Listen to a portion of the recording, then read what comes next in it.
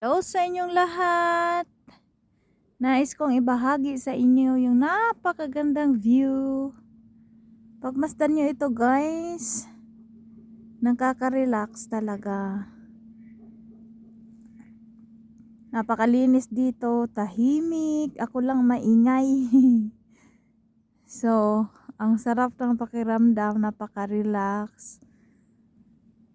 Parang hindi mo na maisip ang mga problema sa buhay at mga alalahanin. Kahit nga ikaw ay mahirap at namumuhay sa simpleng buhay lamang ay napakasaya. Tsaka guys, nakita nyo ba yung lumalangoy? Ayan yung mga wild duck dito. So sila ay hindi inaalagaan at kusang nabubuhay. As you see, half of the lake is frozen. Ayan, may lumilipad. Narinig ko na yon. Kwak kwak. Lumilipad. So ayan half ng lake is frozen na talaga yan. Tapos naliligo pa rin sila, sobrang lamig talaga. Nakagloves na nga kami ng aking asawa sa sobrang lamig. So i-zoom natin ng konti. Ayan. Para makita nyo yung lake is half dyan is frozen na talaga yan. Ay, sarap, lumilipad yung ibon. O yung duck pala.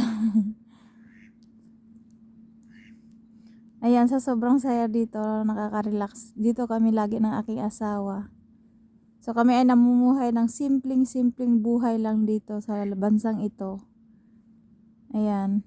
So mamimiss namin itong bansang ito kasi napakalinis, tahimik. So dito kasi sa bansang ito guys, hindi mo maranasan yung mayroong nagsisigawan or may mga sa tabi-tabing bahay, mayroong mamaritisan. Napakaganda ng nature dito, napakatahimik, talaga ma-relax ka. Ayan. So nakakamiss talaga ang nature dito. Tsaka may ganito silang papasyalan mo yung as in relax yung body, mind, and soul mo kasi sobrang tahimik at saka na-enjoy ka sa nature. Maraming ibon, may mga na lumilipad at saka may mga katulad niyan may lumilipad na ibon. So merong mga turtle dito. So hindi natin makita kasi nagtago gawa ng malamig. So makikita lang natin yung mga duck na lumalangoy dito. So sobrang relaxing dito, kaya naman ay palagi kaming naririto ng aking asawa. Ayan.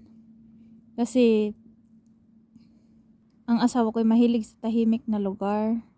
So hindi ko nga alam guys kung paano siya mabuhay sa Pinas kasi napakaingay nga naman.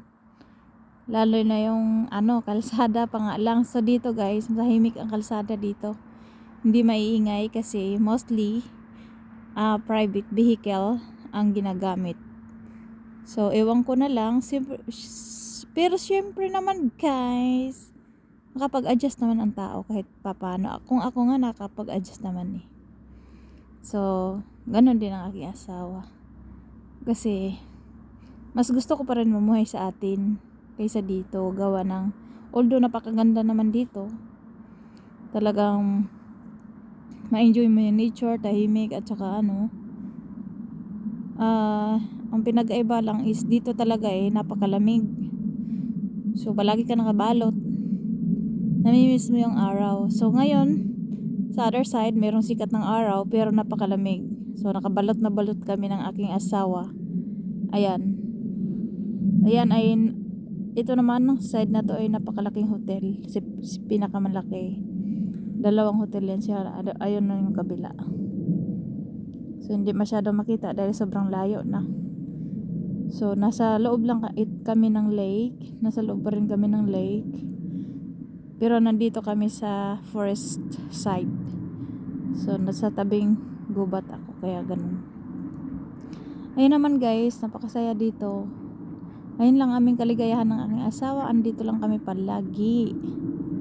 Kasi guys, dito, ang area na ito ay nandito yung mga nag-exercise, yung mga nag-unwind, yung gusto ng tahimik, walang ano, saka yung kalimutan ng problema kasi normal lang naman na may problema talaga tayo hanggat nabubuhay.